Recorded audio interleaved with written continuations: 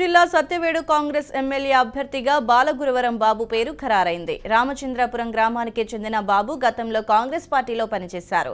5 ఏళ్ల క్రితం ప్రజాసేవ అనే పార్టీని స్థాపించారు. ఏపీపీసీసీ అధ్యక్షురాలిగా షర్మిల పగ్గాలు చేపట్టిన తర్వాత బాబు మళ్లీ కాంగ్రెస్ గూటికి చేరారు. బీకాం కంప్యూటర్స్ చేసిన గురవం బాబు గత 10 ఏళ్లుగా రాజకీయ క్షేత్రంలో ఉన్నారు.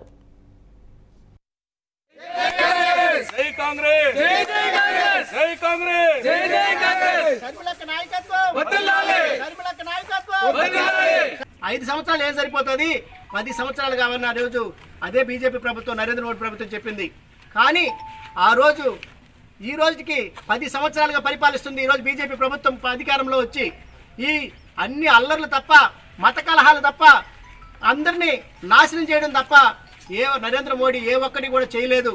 రాహుల్ గాంధీ గారు వస్తే తప్పనిసరిగా ఈ దేశం బాగుపడుతుంది. కాంగ్రెస్ పార్టీ వస్తే తప్పనిసరిగా ఇంద్రమ్మ రాజ్యం ఈ దేశానికి వస్తుంది.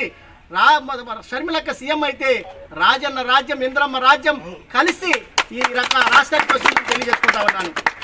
ప్రతి ఒక్కరికి ఈరోజు నా సత్యవేడి నియోజకవర్గం గురించి చెప్పాలనుకుంటున్నాను. నా సత్యవేడి నియోజకవర్గంలో ఎన్నో వేల మందికి ఉద్యోగ అవకాశాలు లేకుండా బాధపడుతున్నారు.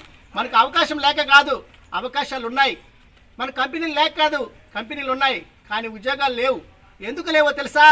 ఏ ఒక్క ఎమ్మెల్యే కూడా దాన్ని చొరవ తీసుకొని ఏ ఒక్క బిడ్డకు కూడా ఉద్యోగం తీసిలేనటువంటి పరిస్థితి.